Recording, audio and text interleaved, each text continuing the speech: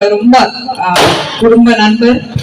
அவருடைய மகள் என்னுடைய மகள் ஒன்னா லண்டன்ல படிக்கும் போது அவங்க வந்து ரொம்ப ரொம்ப க்ளோஸ் ஃப்ரெண்ட்ஸா இருக்காங்க. ஸோ இன்னைக்கு திரிஷூர் மண்ல சுரேஷ் அக்கா மட்டும் இல்ல, நம்ம பாஜக சார்பாக இந்திய சார்பாக இருக்கிற அத்தனை கேண்டிடேட்ஸ் இந்த எலெக்ஷன்ல ஜெயிக்கணும்னு நான் ஆசைப்படுறேன். ஏன்னா அவங்க ஜெயிச்சாதான் நமக்கு வந்து நல்ல திட்டங்கள் வரும். இன்னைக்கு வந்து எழுதி சொல்லிட்டு இருக்கோம், பினராயி விஜயன் அவர்கள் இருக்கிறாரு, மாண்புமிகு முதலமைச்சர் நம்ம சொல்லிக்கிறோம், அந்த மரியாதை அவருக்கு இருக்கு.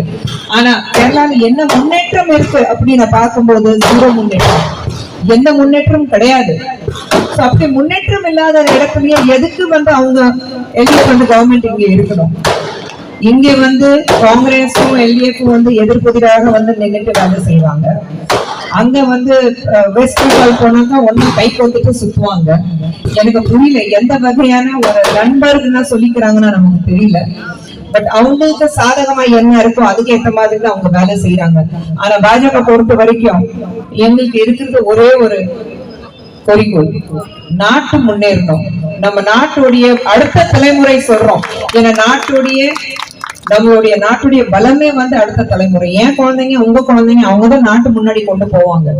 2044 இந்தியா நாட்டோடைய 100வது ஆண்டு சுதந்திரம் கொண்டாடிட்டு இருக்கும்போது ஒரு விக்சித் பாரதோடைய கனவு பிரதமர் மோடி அவர்களை வச்சிருக்காரு.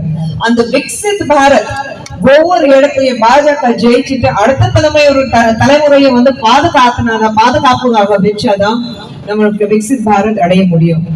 அந்த விக்சித் பாரத் உங்களுக்காக எனக்காக இல்ல, அந்த விக்சித் பாரத் அடுத்த தலைமுறை. ஏன்னா அவங்களுக்கு இன்னைக்கு என்ன நட்டு வைக்கிறோமோ அந்த மரம் எப்படி வளரணும், அந்த மரத்துல எந்த அளவுக்கு காய் வந்து உங்களுக்கு தாக்கணும், இல்லைன்னா பூ வளரணும், அது எல்லாமே வந்து அடுத்த தலைமுறை கையில தான் இருக்கு. ஏன்னா அந்த அடுத்த தலைமுறை சொல்லும் போது நிச்சயமாக அதுக்காக இப்போ நம்ம வந்து வேலை செய்ய வேண்டியதா இருக்கு.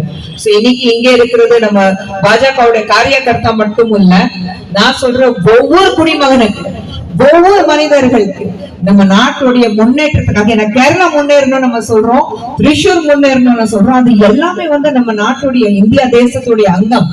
அப்படிதான் நம்ம பாக்குறோம். ஒரு மாநிலம் இருக்கும் போது நமக்கு வந்து ஒரு பார்டர்ஸ் இருக்கு. ஆனா அதை தாண்டி நம்ம எல்லாமே வந்து என்னத்தான் நான் வந்து தமிழ்நாட்டுல இருந்து வந்திருக்கேன், நீங்க கேரளால இருந்து வந்திருக்கேன், நம்ம பெருமைப்படுறோம். எல்லாத்தையும் தாண்டி நம்ம இந்தியர்னு சொல்லிக்கிறதுக்கு மிக பெருமைப்படுறோமா இல்லையா? சோ அப்படி இருக்கும் போது நம்ம இந்தியா நாட்டுடைய எங்க கடைசி 5ல இருந்தது, இன்னைக்கு இந்த 11 வருஷத்துல 12 வருஷத்துல உலகத்திலேயே வந்து 3வது இடத்துல எக்கனாமிக்லி இன்னைக்கு இந்தியா நிக்குதுன்னா, உலகம் எங்க போனால்